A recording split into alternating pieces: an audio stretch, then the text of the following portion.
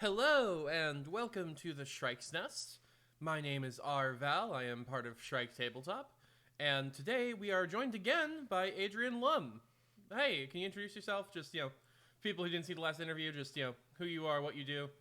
Oh, hi there. I'm Adrian Lumm, with a much better mic quality this time, I might add. Oh yeah, Um, I am an independent game designer, mostly do ttrpgs, solo games occasionally, and every once in a blue moon, I might appear on a stream. And I'm actually getting ready to start doing some more streams myself, so we'll great. keep an eye out for that. Yeah, streaming's really fucking cool. So yeah, but today we brought you asked we decided to sit down and talk about this. You have a new project out, or either out or crowdfunding. It's crowdfunding right now, right? No, it's just out. It's out. Okay, I have not taken that leap to crowdfund anything in my life. that's fair. Understood. So yeah, let's talk about your new game that's out. Okay, What's the pitch? sure. So just in time for the spooky season, I decided that I was going to go ahead and release a survival horror RPG. Mhm. I've already done this before, so I kind of figured I could make a second edition of Evil Risen, and I have created Evil Risen 2. Yes, love the very good naming. Uh, uh, uh. So for the folks at home, what was the initial Evil Risen and how what led to that, and I guess then how has it evolved in Evil Risen 2? So Evil Risen started out as like I've always wanted to play like a survival horror-esque RPG where you're fighting like zombies or something similar, and you've got a gun, but it doesn't like it's not always going to be there. Like the ammo is pretty scarce. Mm-hmm. I eventually came up with a system that revolved around the difficulty being based on how healthy you as an individual are. Mm-hmm. Um, like I made a it's basically a system where there's like a set difficulty for each character depending on how injured you are, and that eventually turned into a system of modular difficulty. So Evil Risen has this cool thing where there are three different sets of rules that you can kind of mix and match to tweak how hard or desperate you want the game to be. For instance, there's cinematic mode where you're pretty much just like an action movie logic. Like you can't die. You get pretty generous bonuses when it comes to like using your resources, and then that goes all the way down to hardcore mode where like you can instantly die in some cases. Yeah. No, difficulty sliders always are always really good in a game. Letting people engage on their own terms. I Yeah, Yeah. and I wanted to do something similar for like a second edition. I feel like Evil Risen was a really good project and I really liked. I thought it was complete, but I kind of thought there was room for more complexity. Mm-hmm. And so I thought with Evil Risen 2 that I could probably maybe gamify the system a bit more, like, add in some stat modifiers, um, make a more distinct, like there's two types of damage in Evil Risen 2 where you can be physically harmed and you can be mentally stressed. Mm-hmm. Yeah. And like an accumulation of that will not only make your checks harder, but like also if you have too much of it, you could become wounded or panicked, and those can severely affect your gameplay negatively. And it's best to avoid those. Yeah, absolutely. So you wanted to go a little bit deeper with Evil Risen 2. Was one of the what was one of the changes from the so are there any like changes to the original Evil Risen, or is it more expanding on the previous just expanding on the material? There was some revamping. So Evil Risen was originally a D10 system, and Mm-hmm. you got to add either a D4 or a D6 into that mix whenever you spent resources to kind of boost yourself. Mm-hmm. With Evil Risen 2, I actually turned it into a 2D10 system Okay. to give it more of a bell curve and to make small bonuses matter more, and to just give you just flat bonuses when it comes to what you're actually getting. Um, and I kind of make this joke in the book. It was like, why 2D10s? Because it's Evil Risen 2. Yeah, but that's a I'm doing the dice math in my head. Yeah, that's a that does there's a lot more space in there to play around with things. Yeah, for sure. And I also added a proper inventory system. Like in Evil Risen, you could fit everything about your character on an index card.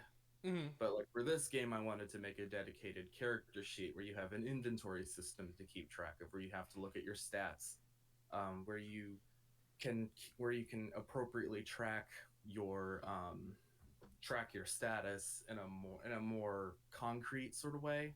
Mhm. Like with Evil Risen, you just drew a stick figure and then you put X's wherever you got hurt, Yeah. which I thought was a cool like concept, but like I kind of felt like it wasn't really necessary. Like when the system I had in place for visually presenting the difficulty and the harm and the stress, I felt like a bullet. I felt like just bullet bubble holes to fill in was more appropriate. Yeah. No, aesthetically more engaging. The inventory system. I think I saw screen caps of that on Twitter at Arnivold, by the way. Yes. Um, I think didn't you? It looks a lot like classic, like the video games it's inspired by their inventory systems. Yes, absolutely.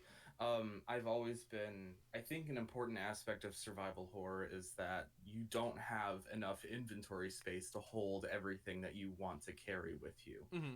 And I think there's a very interesting like thought process when you're in a place and you're just like, I really need this, but what am I willing to drop or give up or leave behind in order to be able to hold this? Yeah. And I made so how it works for those unfamiliar is you have 8 squares in a Hmm. it's in a 2x4 rectangle, and small items like handguns, bits of ammo, things like that, they take up 1 square. When big things like a melee weapon like a bat or a sword or something or a shotgun, those take up 2 squares. So you're basically have to take those items and you have to try and make room for them and squeeze them around the place. Yeah, because they have to fit the it. I've played games with like that kind of like grid based management because it's always really interesting the amount of you don't realize how many compromises you're gonna have to make until like you're in the middle of it. So Yeah, um, absolutely. I've totally like I've seen that experience happen playing this game, like running this game, where people were like, I have room, like here, if you trade me this and I'll hold on to that for you, you give me the gun. yeah, and that's a good question. Tell us a little bit about the playtest process for Evil Risen 2 and just how what you were looking for, maybe what you didn't expect that you got from it. So, about that, very famously, I do not playtest my games. That's fair.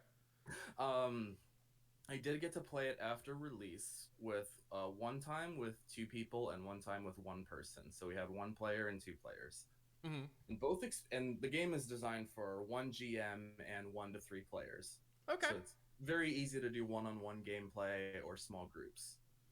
I feel like any bigger than that, and it kind of gets hard. Like it kind of makes the inventory management a little hard to do when everybody has so much space. Yeah, that can kind of I could see that becoming like thinking about like like games and movies and just everything in the genre like they're always it's less intimidating when there's like 6 people or like Yeah, like if you have 6 people, like it gets to be a lot. But I did uh I found a lot of like interesting things that I feel like I might revise in like some errata, or I might like re-release it with some updated rules, or I might just kind of tack it on. I have some ideas for ways that like a few holes in the system could be improved because it does have a very video game feel. Mhm. Whereas like there are certain like restrictions on what you can and cannot do in a given like area or room, which I feel like I want to evoke that feeling, but there are times where it's like, oh, I really probably could have made up for some nuance because this is a tabletop game. Yeah, but there's always room for the beauty of tabletop games is it's not horribly hard to improve and add things later on after the release fact compared to having to patch in a game or something like a video game. So I think what you're saying. Um, Yeah. so yeah, Okay.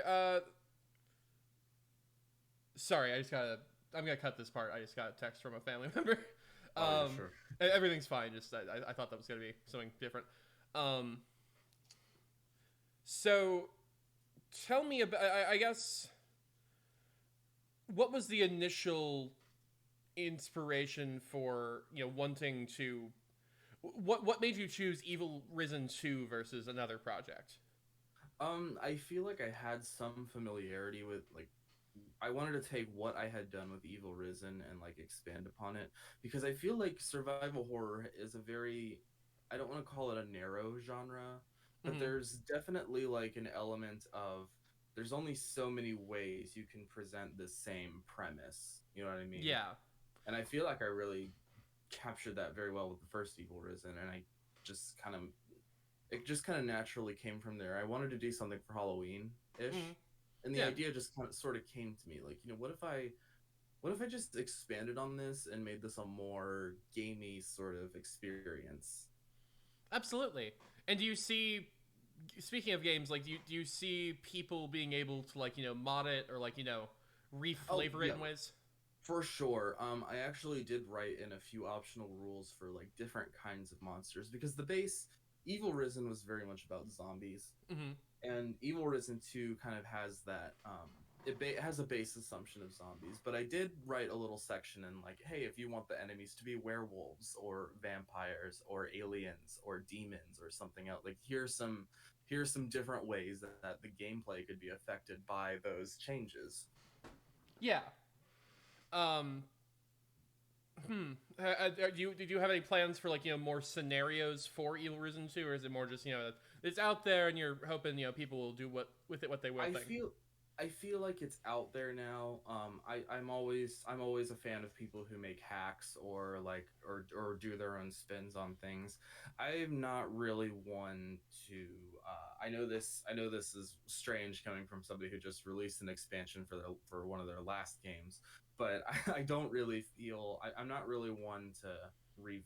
I don't. I'm usually not one to revisit things unless I feel like there's like an actual proper way I can expand on it That's fair. on what I've written. Like I did that for Off the Grid because Off the Grid was like my very first game, and there was a lot of problems with it. Hmm.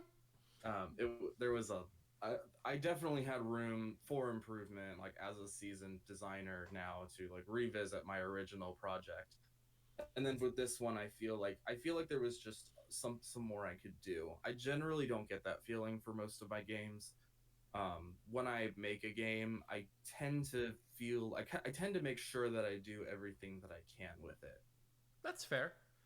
What's we've talked about the inventory management. What's another mechanic you're really proud of with Evil Risen 2 that you Um, think sticks out a lot?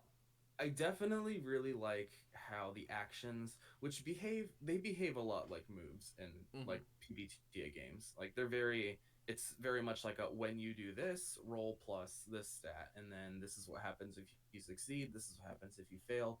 Um, but I like the array of moves I came out with. Like I feel like I made three stats to for this Hmm. game. There's brawn, which is just like you're doing physical tough stuff.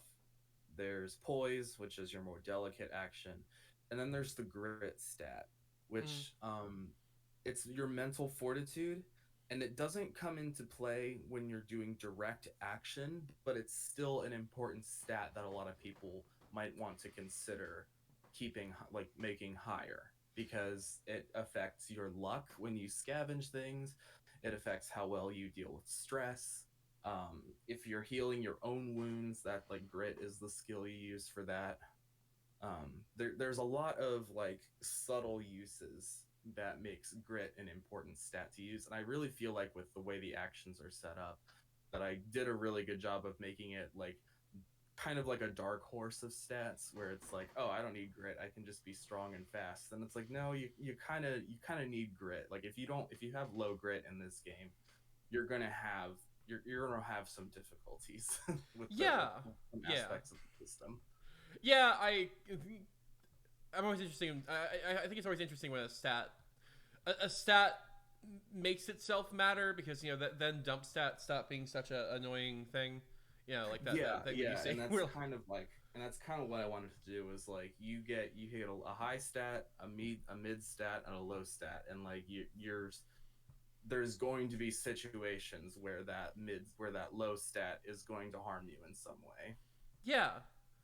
So something I guess I've never designed horror games myself, but I'm kind of in that. Yeah, I know people in the area. You, Ribsies from Fears and Fathoms.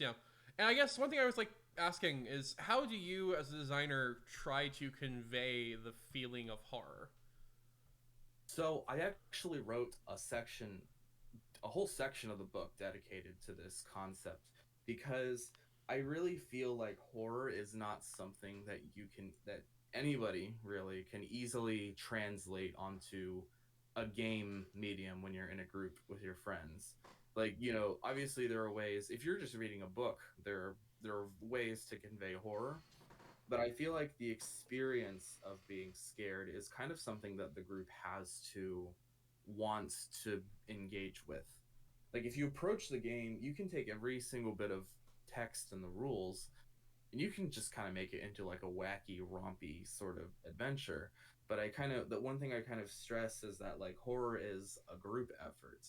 Like there are specific feelings that the mechanics are going to convey, but whether or not you actually find those scary is it's kind of an it's a kind of a question of attitude, I find most of the Mm-hmm. time. So what then to you like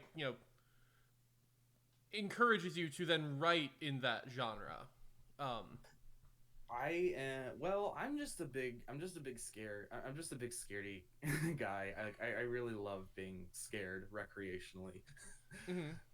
I have always been enamored with horror. I've always been like Halloween is like my favorite holiday. I love going to haunted houses and haunted events all month long. It's like my favorite pastime.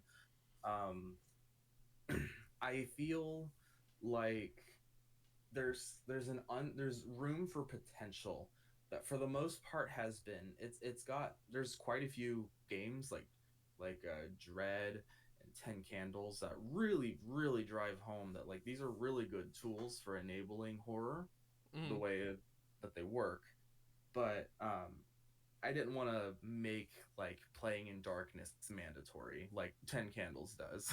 Yeah, Like I find those kinds of setup. 10 Candles is a really good horror game, and I Mm-hmm. have to give it props for integrating that atmosphere into the game. But I also feel like there's really nothing stopping you from just playing it in a well lit room. Mm-hmm. And I kind of feel like that does take away from the experience, which is something that I feel like I addressed in Evil Risen 2 was like, hey, it's kind of up to your group to do things that are going to set up that atmosphere, because I can tell you the rules that these rules encourage scarce these rules do make things scarce. Like there's scarcity, there's difficulty, like, and there's a very real chance that your character is like it's not a meat grinder unless you purposely set it to hardcore difficulty, then it's a meat grinder. Mm-hmm. But I think none of those mechanics are inherently scary, but I feel like they help convey horror, and the rest is sort of up to you, the player, the reader, wanting to have a scary experience. Mm-hmm. Yeah, I see your point. Just always curious what draws people to the genres they work in. Yeah, yeah. Like, I'm not. I don't know. I just like games that make me shit my pants and scream. That's fair. No, absolutely, and especially with Halloween coming up, it's a great time to be like releasing a project like this. How long were you working on Evil Risen 2? I spent from concept to finished product about 2.5 weeks. Oh wow! Sorry, I I take a long I time with games, so I'm always like, I have been told by multiple people that like when I get on the creativity train, I do not stop that's until I fair. have like it's I am very famous. I'm very famously fast on making my projects, which is probably like a detriment because I feel, I don't give it enough time to sit or play test. I'm sure if I play tested, I would have probably worked on it for like another week or so. Mm-hmm. But I feel I like it. I like what I made. I've edited it. I've proofread it. All right, time to set it out. Yeah, absolutely. That's a fine process. I know other people who work in that process. As a trad games lady, I'm always like, oh yeah, y'all are, yeah, y'all are making games at like 3 times their speed. So Yeah, no, I completely understand. I think my very first year as a game designer, I made almost one game a month. Like, and that it was wild. But yeah, for this project, I started formulating the ideas and mhm. then writing them down on paper, and from there I spent like about a week transferring that to a digital format and coming up with a design in Affinity. Yeah. Oh yeah, because you're a one stop shop. You do all your stuff. Yes, absolutely. Yep. Yeah. Yep. I am completely, everything I do is 100% by me. Great. It's great to have that kind of self sufficiency. What's something you hope people notice, even if you're not sure they will, about the system or the game? Um, it's always funny because I I don't really make subtle games. Mm, Like, I'm always very upfront about if my game has politics, I make sure that those politics are known. If I and I feel like I've made a fairly straightforward guide to like how to play the game and what it means and mm. all this other stuff. And I kind of I don't know. I kind of just want people I kind of just want people to read it and like come up with their own ideas of what they could do with it, because uh, that's kind of the beauty of games, is that you put it out and you just getting to and knowing that people are going to do whatever they want with it. Yeah. Um. So, Evil Risen 2, and that's out now. We're not wrapping up. No, I got it. um. What what do you look for as a consumer in like a Halloween game, like a pickup for Halloween? I definitely look for something that is it knows what it is. Like, Mm-hmm. there's nothing. I don't really care for like beating around the bush. I'm just like, hey, look, this is this is a scary game. There's the other themes you're gonna deal with. And as somebody who looks for themes specifically when I go shopping at Itch, it's like um, I definitely like it when a game presents a strong concept up front and Mm-hmm. runs with it. Yeah, absolutely. And are there any? What are your, just while we're on the topic of like Halloween games? What are your go-to Halloween games? They can be yours. They can be someone else's. Definitely 10 Candles. Like, Mm-hmm. that's a tradition to play that every year with my home group. Great. Like, we always play 10 Candles. I'm particularly also fond of Dread. I've never gotten a chance to play Dread, but like I just like reading it, Mm. you know, around the Halloween season and being like, I wish I had a Jenga tower. I wish I could play this. Yeah, my sister's a huge fan of Dread, and this is the second interview in 2 days because I stacked these back to back that has praised 10 Candles up and down. It is so good. Like, I've played it. I have brought it's not even a game for RPG people either. Like, it's just a good party game to Yeah. bring too. Like, I brought it to like a New Year's party once, and I was just like, hey, you want to like play this game where we're all like, just fucking gonna die. Mm-hmm.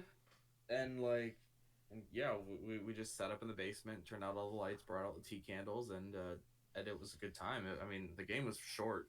That's the thing. It's a nice short game that doesn't really overstay its welcome. Yeah. Like, I know a lot of people hail like the 4 hour session as like the standard of how long a game should last, and I'm just not. I'm no, I can't. Yeah. I am more of a 2 to 3 hour session kind of guy. Depends if I'm running or playing. You know, that too. And I also feel like the game matters a lot. Like, if I'm playing Pathfinder 2, I'm okay with like a 4 hour session, because Yeah. there's a lot to do in Pathfinder 2 that Mhm. you have to account for. Yeah, but no, But everyone has their stamina, and like I think those 2 to 3 hour games are like the most approachable. Because Absolutely. yeah, And I do feel like, and both times when I played Evil Risen 2, like it lasted about 2.5 hours. yeah. And if I recall, do you prefer to play rather than run your games, or am I confusing you with someone else? Um, you got me flip flopped. Oh, yeah, I got you flip flop. I I'm so am sorry. I have been running games since I was 15. Hmm. So that's what, oh, that's over a decade now. No, I think we're about the same age. Same. Partially because I'm usually the one who has to introduce people to systems. Yeah, if I don't want Um, to play D&D, like, yeah, well, I introduced my friend group to D&D, and then after years of playing that together, I was like, okay, I'm running the game. Like, I'm the only person who runs games in this group, so I am dragging you into this new system, kicking and screaming. hell yeah. And Uh, they turned out to really like it, and now they're on. Now it's like now I bring a whole bunch of books, and they're like, oh my god, what did you bring this time? yeah. Um, so just going back to Evil Risen Heroes, we're kind of winding down. Um, what do you see as being like?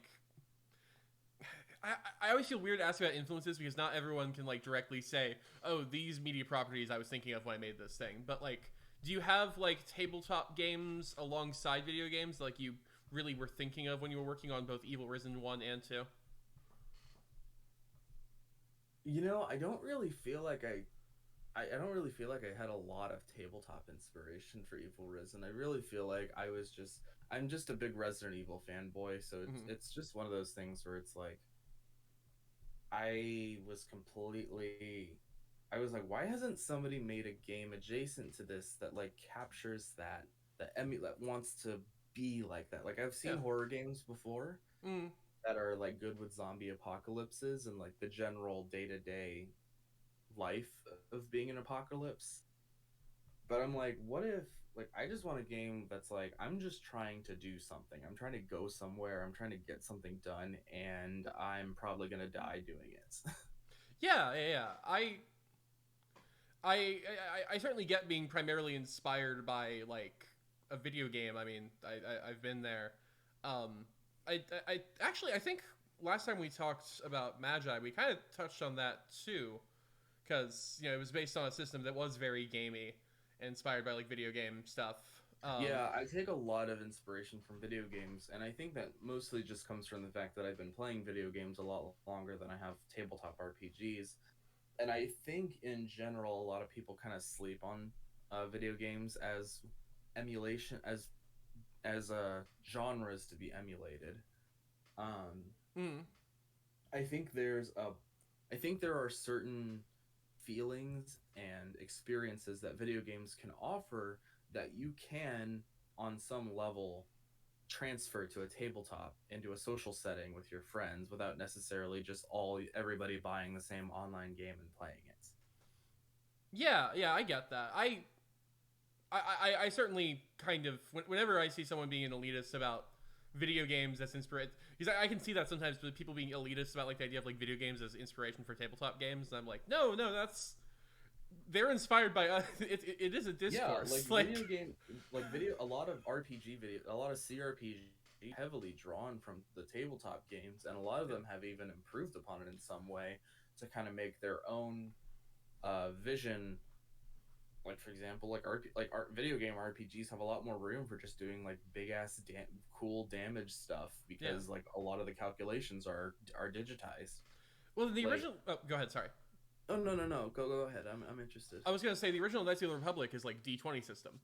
Yeah, Like if you actually just look at the map, like the rolls, yeah. they show you all the KOTOR is rolls. literally just D&D three like third edition in a video game format. Yeah.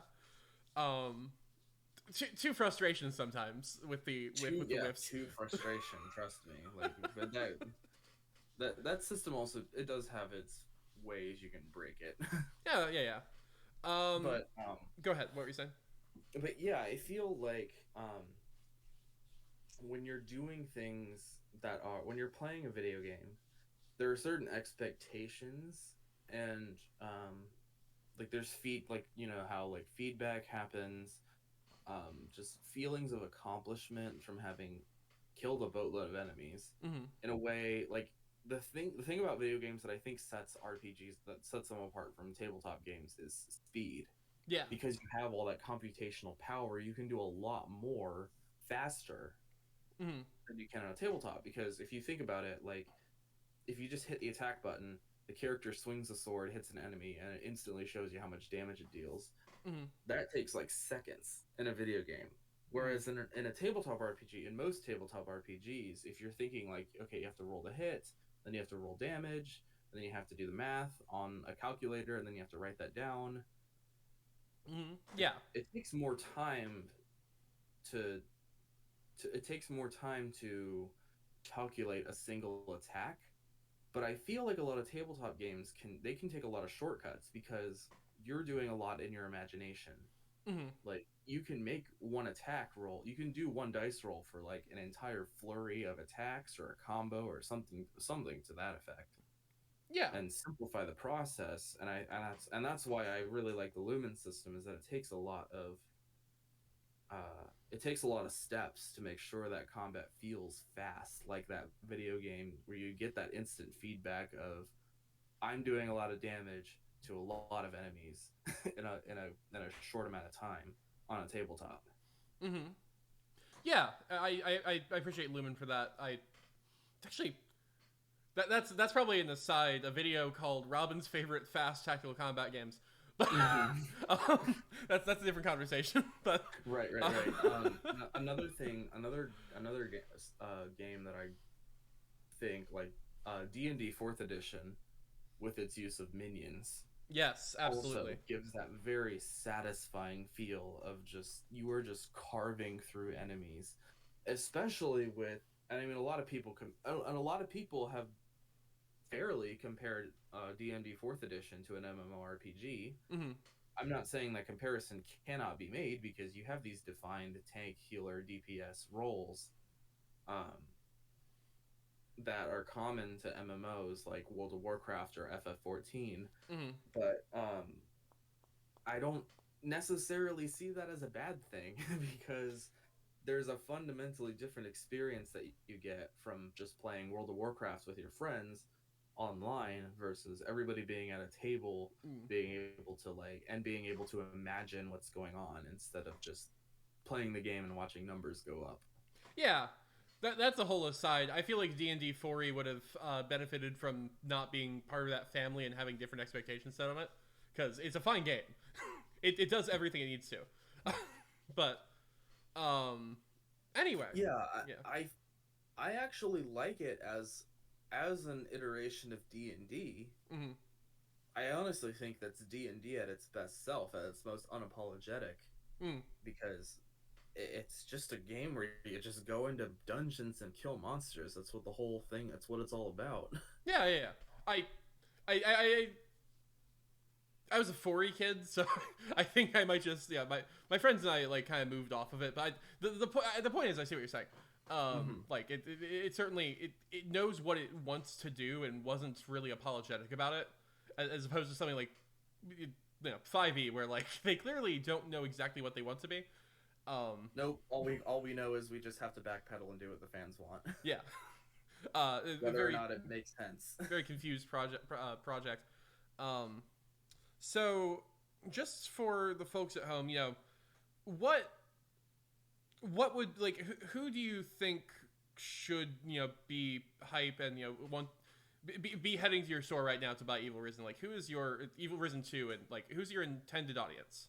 Definitely survival horror junkies. I feel like people who really like Resident Evil, Dead Space, those types of games should probably give this game a look. Yeah. Uh, there's just a lot of mechanics there, and people who like zombie games in general. I think I'm not sure what it was about like the early 2010s where there was like this cultural explosion for zombie media, God, yeah. It was The Walking Dead, I but swear to God. it was everywhere.